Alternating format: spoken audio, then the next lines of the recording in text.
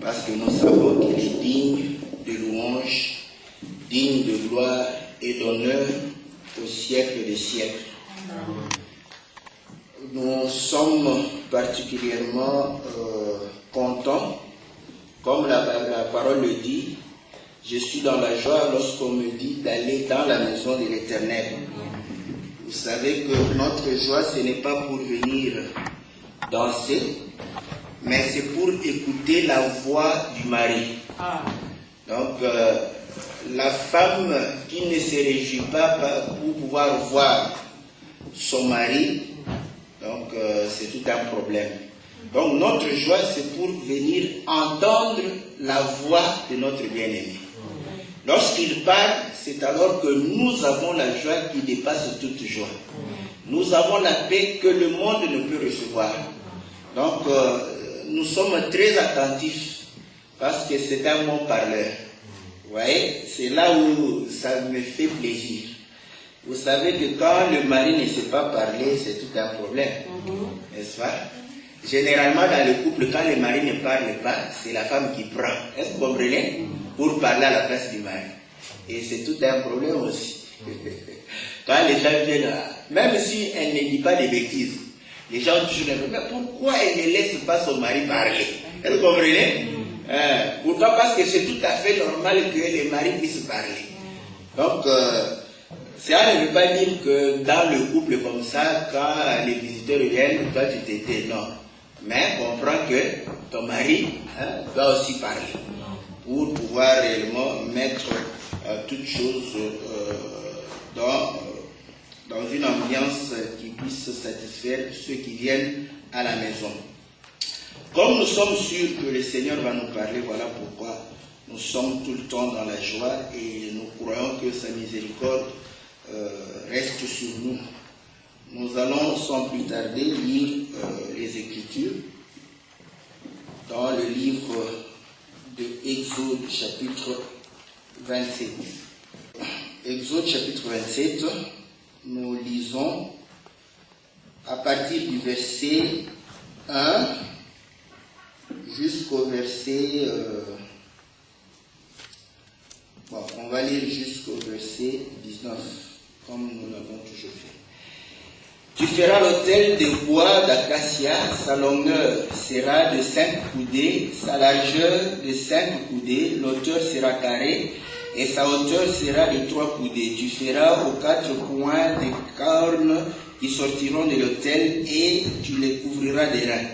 Tu feras pour l'autel des cendriers, des pelles, des bassins, des fourchettes, des brasiers. Tu feras d'airain tous ces ustensiles. Tu feras à l'autel une grille d'airain en forme de treillis, et tu mettras 4 anneaux d'airain aux 4 coins du treillis. Tu les placeras au-dessus du rebord de l'autel à partir du bas jusqu'à la moitié de la hauteur de l'autel. Tu feras des barres pour l'autel, des barres de bois d'acacia, et tu les couvriras d'airain. On passera les barres dans les anneaux, et les barres seront aux 2 côtés de l'autel quand on les portera. Tu les feras creux avec des planches. Il sera fait tel qu'il t'est montré sur la montagne. Tu feras le parvis du tabernacle du côté du midi. Il y aura pour former le parvis des toiles de fin lin retors sur une longueur de 100 coudées pour ce premier côté, avec 20 colonnes posant sur 20 bases d'airain. Les crochets des colonnes et leurs triangles seront d'argent. Du côté du nord, il y aura également des toiles sur une longueur de 100 coudées avec 20 colonnes et leurs 20 bases d'airain, et les crochets de colonnes et leurs tringles seront d'argent. Du côté de l'Occident, il y aura pour la largeur du parvis 50 coudées de toile avec 10 colonnes et leurs 10 bases. Du côté de l'Orient, sur les 50 côtés, 50 coudées de largeur du parvis, il aura 15 coudées de toile pour une aile avec 3 colonnes et leurs 3 bases, et 15 coudées de toile pour la seconde aile avec 3 colonnes et leurs 3 bases. Pour la porte du parvis, il y aura un rideau de 20 coudées bleues, pourpre et cramoisi de fin lin retors en ouvrage de broderie, avec 4 colonnes et leurs 4 bases. Toutes les colonnes formant l'enceinte du parvis auront des tringles d'argent et des crochets d'argent et des bases d'airain. La longueur du parvis sera de 100 coudées, sa largeur de 50 coudées de chaque côté et sa hauteur de 5 coudées. Les toiles seront de fin lin retors et les bases d'airain, tous les ustensiles destinés au service du tabernacle, tous les pieux et tous les pieux du parvis seront d'airain. Amen. Que le Seigneur bénisse ça. Donc, nous avons vu que l'Éternel aime habiter dans une maison, comme tout homme. Tout homme aime bien habiter dans une maison. Généralement, on va dans la maison pour pouvoir se reposer, n'est-ce pas? Donc, la maison, c'est pourquoi c'est bien beau. Hein? Parfois, l'Afrique nous permet de comprendre les choses. Parce qu'aujourd'hui, la maison, c'est aussi un lieu de travail, n'est-ce pas? Surtout, pas pour nous les papas, quand même. Malgré l'émancipation. Hein? Nous, les papas, nous avons un peu de repos à la maison. Mais les mamans ont du travail, n'est-ce pas? À gogo. Parce qu'il y a des assiettes, il y a le salon, tout arrangé, n'est-ce pas? Donc, vous allez voir qu'il y a le travail. Mais quand vous allez en Afrique avec la case, hein, vous comprenez? Donc, tout le travail se fait dehors. On prépare dehors, hein, vous voyez? Quand on rentre, c'est juste pour se reposer. Vous voyez? Donc, là, ça montre à suffisance comment est-ce que lorsque nous disons que la maison est faite pour pouvoir se reposer. Est-ce que vous comprenez? Et là, vous allez comprendre que le Seigneur, n'est-ce pas, appelle aussi sa maison un lieu de repos pour lui, hein, parce qu'il vient demeurer. Et c'est là où nous avons compris que le tabernacle, n'est-ce pas, c'était la maison de Dieu. Or, la manière dont cette maison est construite nous permet de comprendre les choses spirituelles. Et c'est là où nous avons vu qu'il y a eu ce que réellement tout le monde appelle maison, hein, le tabernacle en soi. Et maintenant, il y a le parvis qui est au fait, par rapport à notre compréhension, la parcelle. Est-ce que vous comprenez? Donc, nous comprenons que c'est là où Dieu demeure. Dieu demeure depuis le lieu très saint, il est là. Le lieu saint, il est là. Et dans les parvis, Dieu est là. Est-ce que vous comprenez? Pourquoi? Parce que c'est tout à fait normal, comme on dit. Le lieu très saint, c'est là où il dort, hein, pour avoir une idée simple. Vous voyez, voilà, je rentre toujours dans mon Afrique, n'est-ce pas, natale. Là, quand vous venez chercher un homme qui se repose dans sa case, il va sortir, est-ce que vous comprenez, de la case pour vous recevoir, n'est-ce pas, dans la parcelle, n'est-ce pas, de la case. Donc, s'il n'est pas là, on vous dirait qu'il n'est pas là, donc il ne viendra pas dans la parcelle. Voilà pourquoi nous disons que la présence de Dieu s'est manifestée et dans le lieu très saint, dans le lieu saint et dans les parvis. Et ce n'est pas vrai que David dit, vaut mieux un jour dans tes parvis que 1000 ans ailleurs. Et nous avons compris qu'il y a une écriture qui dit que le juste va croître comme un palmier dans les parvis de Dieu, contemplant la face de Dieu. Est-ce que vous comprenez? Donc, c'est là où nous disons que c'est le domaine où Dieu est présent. Maintenant, en dehors de ces parvis, il n'est pas là. Est-ce que vous comprenez? Donc, c'est là où nous disons que Dieu est partout. C'est une bonne idée. Mais des hommes. Est-ce que vous comprenez? Il n'est pas partout. Mais il voit partout. Il n'a pas besoin de te voir dans les péchés, n'est-ce pas? Pour pouvoir te voir, il se déplace pour être là où tu es. Non, non. Son œil voit partout. Est-ce que vous comprenez? Mais il demeure dans sa maison. Voilà pourquoi, pour pouvoir trouver Dieu, il faut aller dans la maison de Dieu. Or, vous allez comprendre que nous sommes le peuple de Dieu.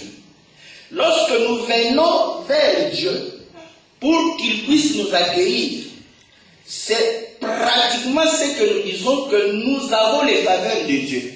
Nous devons être amis de Dieu. Est-ce que vous comprenez? Or, écoutez, à un ami, on ne garde pas les secrets. C'est ça, non? Les mamans le savent plus que nous autres ici. Est-ce que vous le savez? Dis quelque chose à la maman. Il y a une amie, n'est-ce pas? Elle ne peut pas garder parce que c'est son ami.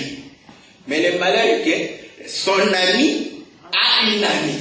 Est-ce que vous comprenez?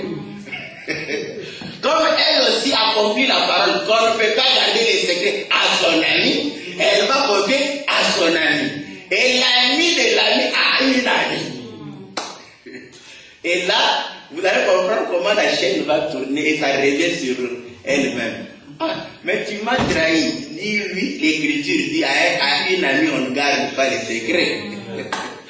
Si tu veux que ça soit secret, tu dois garder ça. Une fois que tu as dit la chose, c'est fini. La chose va cheminer petit à petit.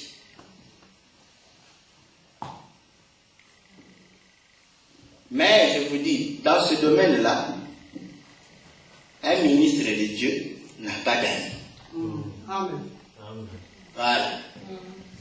Parce que si un homme de Dieu a un ami, ça va prendre aussi les chemins. Ah, mon ami, je te dis les secrets. Oui, mais toi, tu es mon ami. Ok, tu oublies que lui aussi a un ami. Il ne peut pas garder les secrets. Il va donner à son ami. Est-ce que vous comprenez? Or, comprenez que quand nous venons devant la face de Dieu, c'est que nous sommes amis de Dieu. Est-ce que vous comprenez? À un ami, on ne garde pas les secrets. Or, écoutez, dans Ésaïe, le livre d'Ésaïe nous dit quelque chose. J'espère bien que je vais retrouver l'écriture. Je suis dans le fond ici. Ésaïe, on dit que le Dieu d'Israël, c'est un Dieu qui se cache. Ésaïe 47. J'aime cette Bible, parce que même si je n'ai pas le verset en tête, mais du moins je sais que c'est du côté droit. Tout ce que j'ai, quand je suis dans Ésaïe, je cherche du côté droit. Et je retrouve l'écriture. Ésaïe 45. Ésaïe 45, il est dit ceci. Au verset 14. Non, je lis au verset... Bon, je commence au verset 4. Ainsi parle l'Éternel, les gains de l'Égypte et les profits de l'Éthiopie, et ceux de Sabéen à la taille élevée, passeront chez toi et seront à toi. Ces peuples marcheront à ta suite, ils passeront enchaînés, ils se prosterneront devant toi et te diront en suppliant, c'est auprès de toi seulement que se trouve Dieu. Dieu n'est pas partout. Est-ce que vous comprenez? Donc tous ces peuples-là viendront pour proclamer que non, c'est auprès de toi seulement que se trouve Dieu. Écoutez l'écriture qui suit. Mais tu es un Dieu qui te cache. Dieu d'Israël sauveur. Est-ce que vous comprenez? Or, se cacher veut dire être quelque part où tu ne peux pas être vu. Est-ce que vous comprenez? C'est pourquoi, écoutez, quand nous venons dans les parvis, ce n'est pas comme ici en Europe où on te dit que ça c'est ta parcelle, mais tu n'as pas de clôture. Vous comprenez? Les gens peuvent passer, bon, comme ici ils sont ordonnés, ils ne font rien, n'est-ce pas? Donc vous allez comprendre que quand vous faites une clôture, par rapport à cette clôture, vous vous cachez par rapport aux passants. Est-ce que vous comprenez?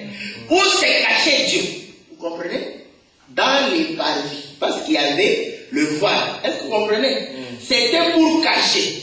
Quelqu'un qui voulait voir, il devrait entrer dans les parvis. Vous comprenez? Si tu n'entres pas, tu ne peux pas voir parce que la clôture t'empêche de voir Dieu. Et là, nous comprenons maintenant. Une fois que tu entres dans les parvis, n'est-ce pas? Tu peux te poser la question, où se trouve Dieu? Est-ce que vous comprenez? Mais il y a la présence de Dieu dans les parvis. Et c'est là où nous disons, l'âge, n'est-ce pas, c'était Dieu lui-même. Parce que 1 Samuel chapitre 4, je crois au verset 20, on dit que lorsque, même avant 20, lorsqu'ils sont allés prendre l'âge, venir avec l'âge dans le champ de bataille, les Philistins ont dit, même eux-mêmes ont crié de joie. Et les Philistins ont dit que l'Éternel est au milieu d'eux. Est-ce que vous comprenez? Là, nous comprenons que c'était Dieu, la gloire même. Parce que Dieu, c'est la gloire d'Israël. Donc, quand on va prendre l'âge, nous comprenons que la gloire sera bannie. Deuxième témoignage. David construit sa maison. Vous connaissez cette histoire, non? Quand il va terminer son palais, David va sortir comme ça et regarder. Oh, l'Éternel n'a pas de maison. Comment il a su que l'Éternel n'avait pas de maison? Il a vu l'âge, n'est-ce pas, qui était dans une tente. Oh, comment moi, David, je suis dans un palais, mais l'âge de l'Éternel dans une tente. Je vais lui bâtir une maison. Est-ce que vous comprenez? Donc nous comprenons maintenant, quand nous regardons l'âge se trouve dans le lieu très saint. Or nous sommes venus dans les parvis de Dieu pour voir l'Éternel. Est-ce que vous comprenez? C'est ainsi que, comme lui, c'est un chef qui reçoit aussi. Est-ce que vous comprenez? Mais il fallait que nous puissions entrer pour aller dans la face de Dieu. Mais vous allez comprendre que maintenant, les tabernacles en soi, c'était aussi quelque chose pour empêcher ceux qui étaient dans les parvis de voir Dieu. Est-ce que vous comprenez? Et là, vous allez comprendre que dans les parvis, le peuple vient pour contempler Dieu. Mais cependant, l'âge est dans le lieu très saint. Et là, nous comprenons maintenant que Dieu prend les sacrificateurs. Est-ce que vous comprenez? Il les met à part. Pour faire quoi? Pour que eux puissent entrer dans le lieu saint. Là, ils vont contempler le pain, la nourriture de Dieu. Est-ce que vous comprenez? Ils vont même manger aussi. Ils ont le droit de manger cette nourriture. Et le Seigneur, qu'est-ce qu'il fait? Vous comprenez que quand nous sommes dans le lieu très saint, ceux qui sont dans le lieu saint ont l'avantage. Ils voient le chandelier, ils voient le pain des propositions que le peuple ne voit pas. Or, ce pain-là, c'était le pain qui était consacré à Dieu, que Dieu donne comme nourriture aux sacrificateurs. Est-ce que vous comprenez? Donc, quand nous venons, on sélectionne les sacrificateurs pour entrer dans le lieu saint. Est-ce que vous comprenez? Maintenant, dans le lieu saint, nous comprenons que l'âge se retrouve dans le lieu très saint. Derrière le voile. Là, il dit que voilà, seul le souverain sacrificateur, ayant reçu l'onction, qui va entrer. Donc, nous comprenons que voilà, pour d'abord venir déjà de la maison, il faudrait, n'est-ce pas, entendre l'appel de Dieu. Est-ce que vous comprenez? Quand vous venez là-bas, vous arrivez dans les parvis, pour voir Dieu, il faut être parmi les sacrificateurs. Est-ce que vous comprenez? Ce n'est pas en vain qu'il dit que il a fait de nous un royaume et des sacrificateurs pour sauver, au travers le sang. Est-ce que vous comprenez? Là, vous avez accès dans le lieu saint. Or, pour aller maintenant dans la chambre, nous comprenons qu'il faut que les souverains sacrificateurs entrent. Mais lorsque le souverain sacrificateur est entré, il n'entre pas seul, vous le savez. Le souverain sacrificateur n'entre pas seul.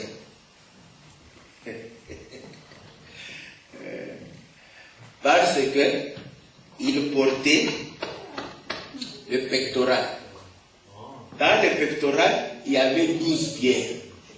Et chaque pierre portait le nom d'un fils de Jacob. Est-ce que vous comprenez? Donc quand il entre, en fait, il entrait avec tout le peuple devant la face de Dieu. Et c'est là où vous allez comprendre que la Bible dit ceci, n'est-ce pas?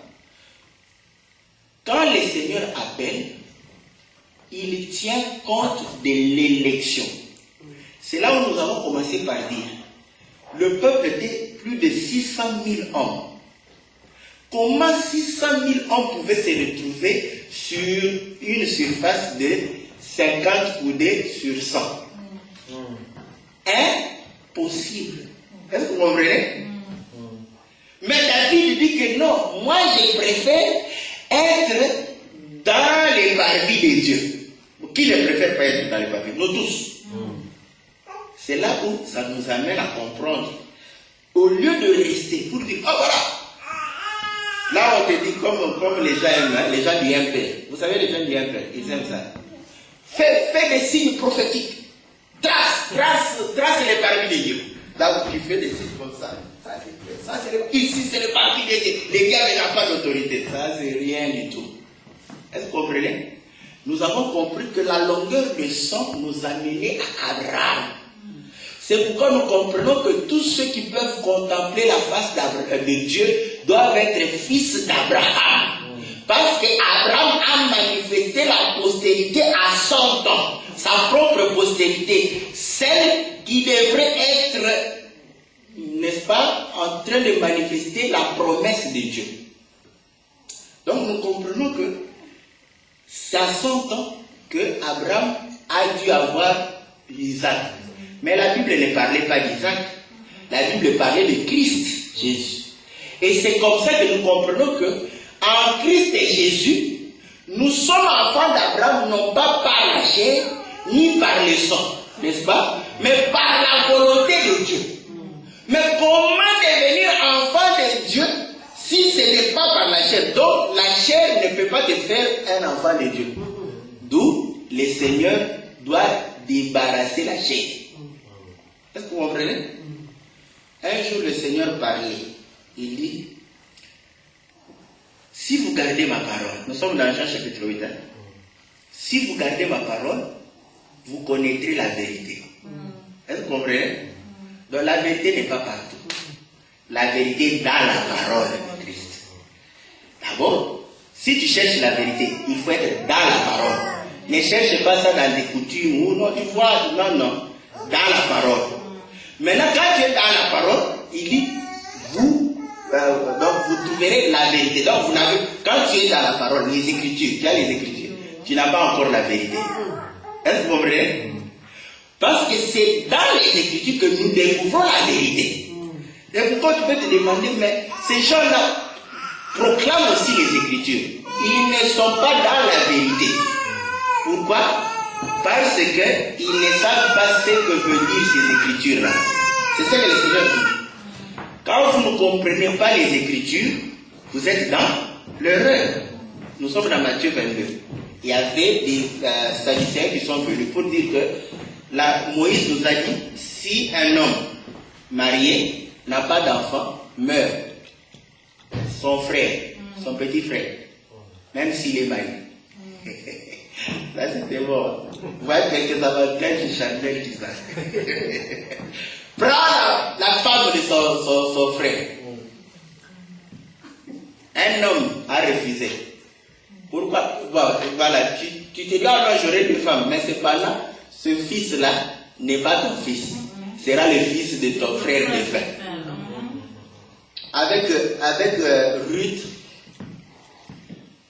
Boaz va dire à un homme comme ça, un tel, ça c'est bizarre, c'est presque impoli. Un tel vient ici, son frère à lui, il l'appelle un tel, viens. Tu as le droit de rachat. Voilà, quand on lui a présenté le champ de son frère, il a dit oui, je vais racheter. Boaz lui dit, non seulement tu rachètes les champs, quand tu rachètes les champs et la femme, tu l'auras. Et regarde, oh, Ça, c'est... Vous voyez, les gens qui aiment que les biens, mais pas accomplir la parole de Dieu. Après, il se dit non, mes enfants vont commencer à se chamer avec cet enfant. Comme ça ne sera pas. Ouais, tu rachètes les biens, mais l'enfant appartient à ton frère qui va réclamer les biens que tu as rachetés. Il a compris, il a dit non. Là, je refuse. Boaz dit voilà, moi je suis un puissant rédempteur. Est-ce que vous comprenez? L'homme qui doit avoir les chaussures, parce que lui, il avait droit d'avoir les chaussures à ses pieds. Il dit je vais racheter. Est-ce que vous comprenez? Le Seigneur, on lui dit que non, il y avait un homme ici. 7 frères sont venus. À cette femme-là, si elle était au Congo, elle devrait être une femme maudite. Parce qu'on va dire comment ça, c'est une femme maudite. Là, tu la prends, tu mourras. Est-ce que vous comprenez? Mais, vous voyez, ces enfants n'avaient pas de problème. Et on pose la question après. Qui sera, cette femme sera la femme de qui? Et il croyait qu'au ciel là-bas, on va se réserver, madame, comme ça on dit, comment ça va? Viens encore te mettre à côté de moi, question. Est-ce que vous comprenez? Le Seigneur dit, vous ne comprenez pas les Écritures parce que vous êtes dans l'erreur. C'est ça l'erreur. Ne pas comprendre l'Écriture, c'est être dans l'erreur. Tu peux avoir l'Écriture, mais ne pas la comprendre. Dans l'erreur. Mesurez maintenant l'esprit d'erreur. Allez, posez-leur les questions, parce que si nous les répondons, posez-leur les questions. Pourquoi Jésus, on ne devrait pas ouvrir les lacets de ses souliers? Pourquoi? S'il ne répond pas, qu'il ne te donne pas l'écriture, ce qui est à nous est révélé, ce qui est à Dieu est caché. Dis-lui, nous sommes sur la poitrine du souverain sacrificateur. Dieu qui se cache, il s'est caché dans le lieu très saint.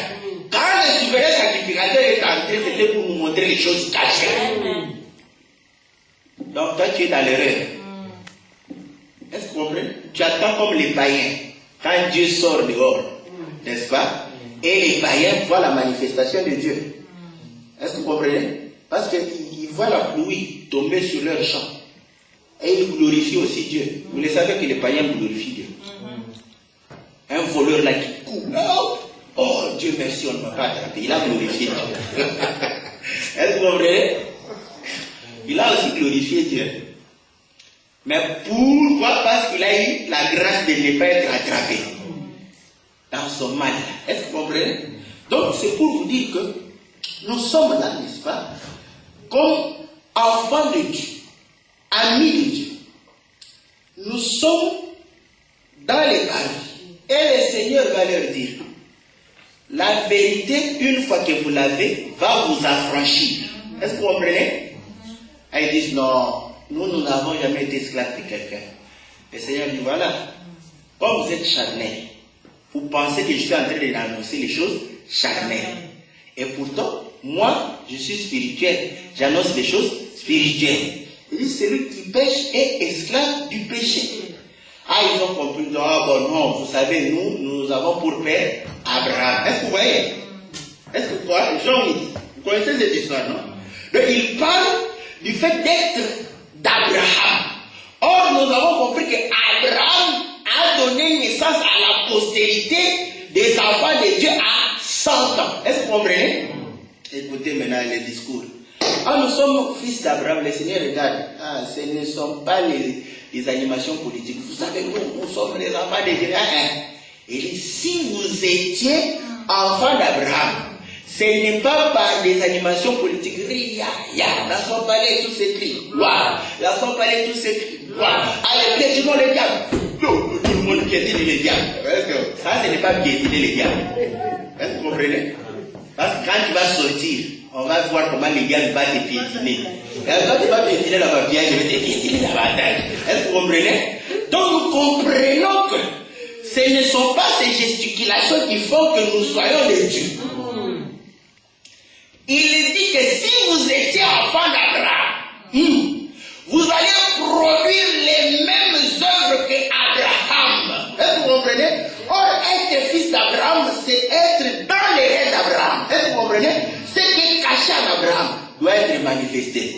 C'est pourquoi vous allez voir, Le voile qui était en train de cacher Dieu était en fin lin, retors, bleu, pourpre et cramoisi. Le voile, l'étoile était en fin lin, retors, bleu, pourpre et cramoisi. Est-ce que vous comprenez? Ce qui est dedans, c'est ce qui est dehors. C'est ça être fils d'Abraham. Bon, les tricheurs vont dire, oh non, Dieu voit le cœur. Nous aussi, nous voyons le cœur. Vous savez que nous voyons aussi le cœur. Vous le savez? Donnons l'écriture. Nous voyons le cœur. Dans 2 Corinthiens chapitre 3. 2 Corinthiens chapitre 3. La Bible dit ceci. Au verset 2 et 3. C'est vous qui êtes notre lettre, écrite dans nos cœurs, connue et lue de tous les hommes. Est-ce que vous voyez? L'une lettre écrite dans nos cœurs, connue et lue par qui? Par tous les hommes. Même les païens doivent lire. Donc maintenant, quand tu dis Dieu voit le cœur, bon, nous comprenons comme tu n'es pas de la race de Dieu, tu ne peux pas voir le cœur. Mais nous qui sommes de la race de Dieu, nous voyons le cœur. C'est pourquoi nous voyons quand tu manifestes quelque chose dehors, nous comprenons que c'était dans ton cœur. Oh non, je ne suis pas fâché, mais comment ton visage ne rayonne pas? Hein? Oh non, je ne suis pas fâché, je ne suis pas fâché. Tu n'es pas fâché, mais nous lisons le cœur. Et tu es fâché. Vous comprenez? Donc, c'est comme ça. Parce que ceux de Dieu manifestent la divinité. C'est pourquoi, quand tu sors, tu es en présence de quelqu'un qui craint Dieu. Il n'y a pas besoin qu'il te dise, frère, moi j'aime beaucoup, je prie beaucoup. Tu n'as pas besoin de ça. Tu sentiras que non, cet homme ici craint Dieu. Simplement. Mais écoutez, ceux qui disent qu'ils prient beaucoup, véritablement des Parisiens. Pour les mais quand il y a un problème pour aider son frère, il préfère aller prier. Là, il te donnera la raison, j'ai des prières. Mais il ne sait pas se disposer pour se sacrifier pour celui pour qui il prie. Est-ce que vous comprenez? Donc, au verset 3, vous êtes manifestement une lettre de Christ, écrite par notre ministère, non avec des langues, mais avec l'Esprit du Dieu vivant, non sur des tables de pierre, mais sur des tables de chair, sur le cœur. Une lettre faite pour être lue. C'est comme ça. Un enfant de Dieu, c'est comme ça. Donc, quand je me promène, je dois manifester la divinité. N'est-ce pas? Quand je suis avec les gens, je dois manifester la divinité. Ce que nous disons, ce n'est pas de l'hypocrisie. C'est ce qui est à l'intérieur, c'est ce que j'exprime dehors.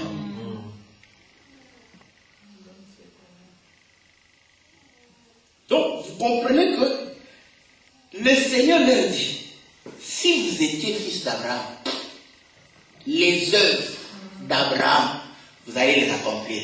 Il leur dit, ouais, vous savez, la différence c'est que quand je parle ici, vous prenez des pierres pour me lapider. Vous n'aimez pas la vérité. Est-ce que vous comprenez? Mais Abraham, quand je lui ai parlé, il s'est humilié devant la parole. C'est ça le signe d'un enfant de Dieu. Il obéit à la parole. Il n'obéit pas parce que quelqu'un l'a poussé. C'est pourquoi je vous dis, je peux vous mettre la pression. Je vais aussi le faire. Je ne te vois pas dès le dimanche midi, 15 heures, parce que de 16h à 16h30, je suis libre. Comment je t'ai pas vu tout ça? Là, je dois venir parce que je ne veux pas qu'on m'appelle. C'est bien. Mais c'est nul et sans effet dans les choses de Dieu. Est-ce que vous comprenez? Pourquoi? Parce que nous aimons que cette nature soit en toi. Que tu proclames comme David, que je suis content d'aller dans les parvis de Dieu, contempler la gloire de Dieu. Là, on ne va pas te pousser. Là, quand quelqu'un t'appelle comme ça, c'est pour que tu donnes les offrandes. Là, tu crois qu'on a besoin de ton or, on a besoin de ton argent. Ah, il y a très peu de gens qui viennent, donc l'argent diminue. Ouais. Donc, quelqu'un qui fais pression. On ne fait pas que les choses de Dieu. C'est une nature intérieure. Est-ce que vous comprenez? Une nature qui vient du fond du cœur.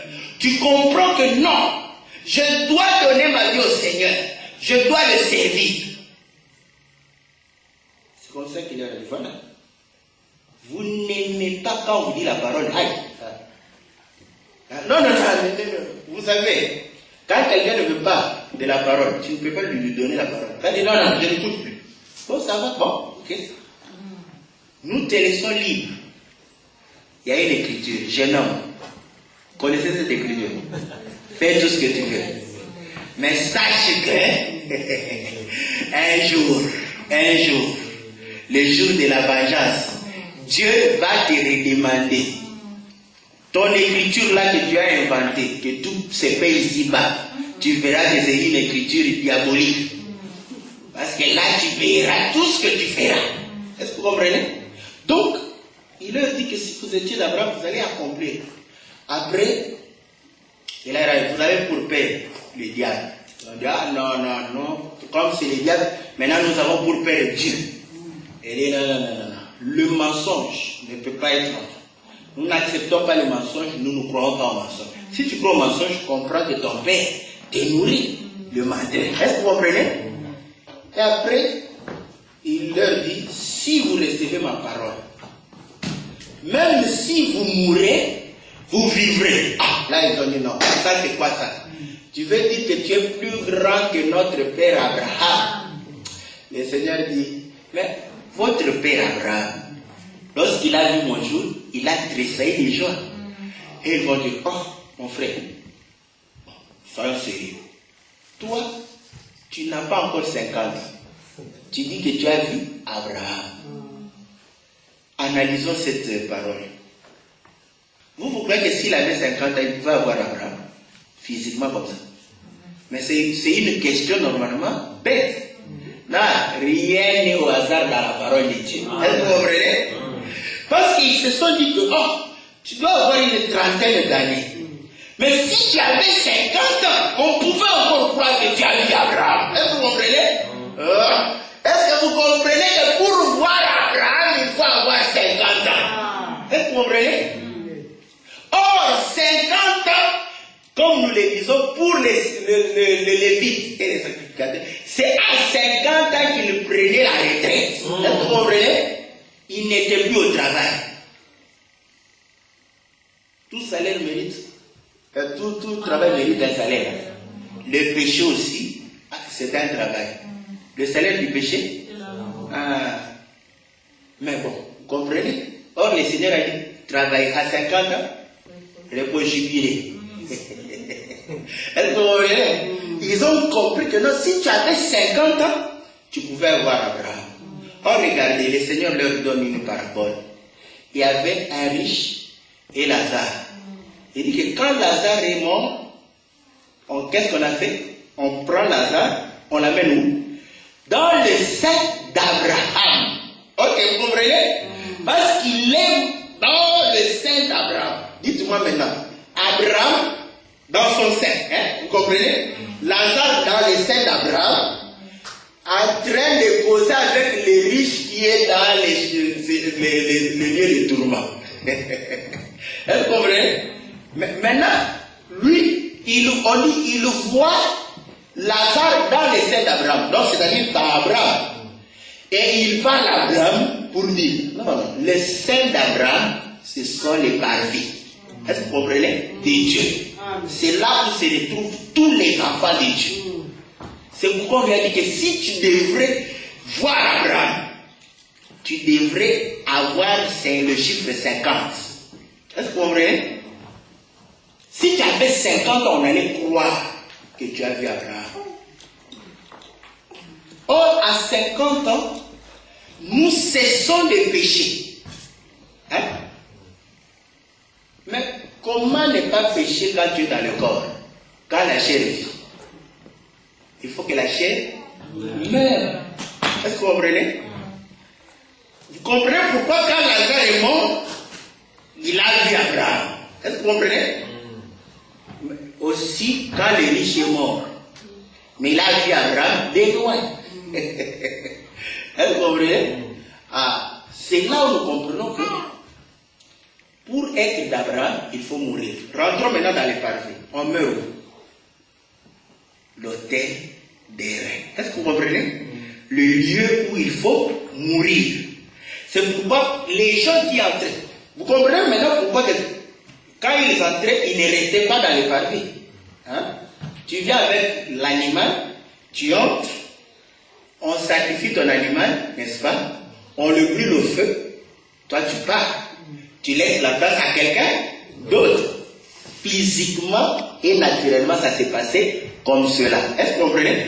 Pour permettre à tout le monde de venir devant la face de Dieu. Parce que je te dis que tout Israël entrait dans le parvis. Mais chacun a son tour. Parce que tous péchaient. Est-ce que vous comprenez? Comme tous péchaient, tous amenaient les sacrifices. Donc chacun, vous voyez, naturellement ça s'explique. Que le parvis c'était pour ceux qui amenaient les sacrifices. Si tu n'as pas de sacrifices, tu n'as pas de place dans les parvis. Est-ce que vous comprenez? Or la Bible dit, offrez vos corps comme un sacrifice de bonne odeur. Si tu n'acceptes pas de donner ton corps comme un sacrifice, tu n'as pas de place dans les parvis. Or regardez, les dimensions étaient avec le chiffre 5.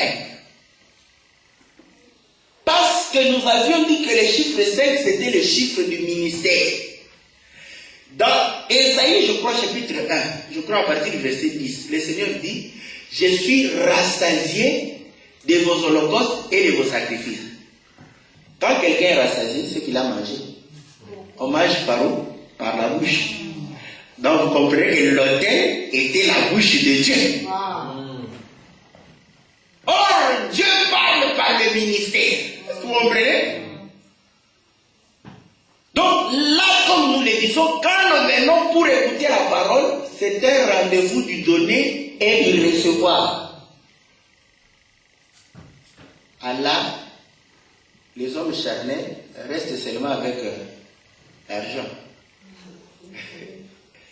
Mais c'est d'abord de donner ta vie pour recevoir la vie du Seigneur. C'est pourquoi le Seigneur dit que celui qui refuse de mourir perdra sa vie. Si tu refuses de passer par l'autel, tu vas perdre ta vie. Donc il faudrait. Or aujourd'hui on n'a pas des animaux pour offrir. L'animal, c'est toi. C'est toi qui es l'animal. Est-ce qu'aujourd'hui nous voyons, nous tous nous sommes des animaux? Ne prenez pas là, quand je dis c'est toi là, donc lui il veut dire que non, même moi. Est-ce que vous comprenez? Si je deviens un homme, voilà pourquoi vous allez comprendre que mes péchés vont rester. Donc je dois aussi être l'animal des sacrifices. Accepter d'être brûlé sur l'autel. Mais comment tu seras brûlé? C'est par la parole que nous sommes en train de prêcher. Si tu refuses de pouvoir faire brûler ta chair, tu n'auras pas part dans les parvis de Dieu. Est-ce que vous comprenez? Que cette parole, c'est pour briser la chair. C'est pour anéantir les désirs de la chair. C'est l'autel. C'est pourquoi la Bible dit, ceux qui avaient part à l'autel, mangeaient à l'autel. Comme il prend celui qui annonce l'évangile. Celui qui annonce l'évangile, il est sur l'autel. Donc, pour faire quoi? Pour manifester le feu de Dieu. Donc, feu sur les enfants de Dieu, pour brûler leur chair, afin que la vie soit manifeste. Pas sur les démons. Parce que quand tu fais feu sur les démons, là, ça va retourner sur toi. Est-ce que vous comprenez? Parce que ce n'est pas le temps de brûler les démons. Bon, tu fais feu sur les démons. Le démon est là. Il sort de ce corps. Hein? Il va entrer ailleurs là-bas. Donc il ne meurt pas. Ce n'est pas leur temps. Voilà pourquoi ils ont même dit au Seigneur, mais tu es venu avant. Parce qu'ils savent qu'ils ont un temps. Il dit, mais pourquoi tu es venu avant comme ça? Il dit, non, non, maintenant je suis venu, n'est-ce pas, pour m'offrir. Mais il y aura un temps où je vais m'occuper de vous pour vous mettre au feu. Maintenant c'est moi qui dois me mettre au feu pour être un sacrifice de bonne odeur. Amen. Bon, pour l'instant, je vous chasse. Et aussi, comme il savait que non, un esprit pour s'exprimer, il faut un corps. C'est pourquoi ils ont dit non, nous avons besoin de corps de porc. Ce n'est pas parce que le porc était un animal impur. Vous le savez. Un jour, Pierre avait faim, on lui montre des animaux impurs, après on lui dit vache cornée. Parce que c'était corné qui était symbolisé comme l'animal impur. Est-ce que vous comprenez? Or, il était païen dans la chair, mais quand il a cru à la parole, il n'était plus païen en esprit.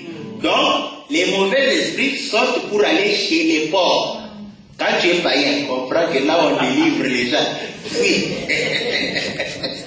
Parce que là, les démons risquent d'entrer chez toi. Est-ce que vous comprenez?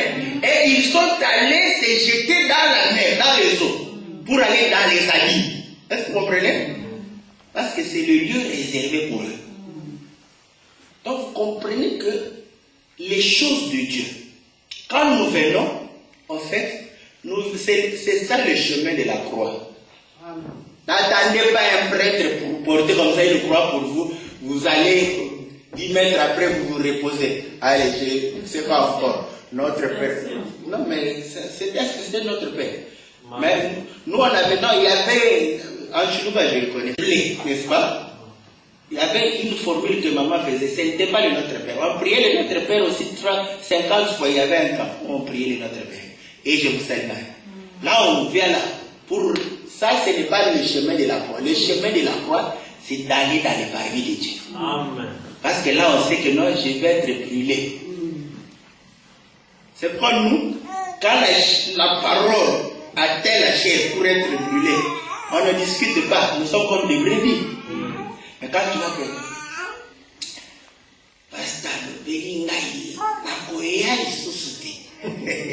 comprenez qu'elle ne fait pas partie, n'est-ce pas, du parvis. Elle n'a ni 50 ans, elle n'est ni dans les seins d'Abraham. C'est tout à fait normal. Qu'avons-nous à faire? Qu'avons-nous à juger les païens? Attends, toi vraiment. Non, nous, ici en Europe, je ne vais même pas te juger.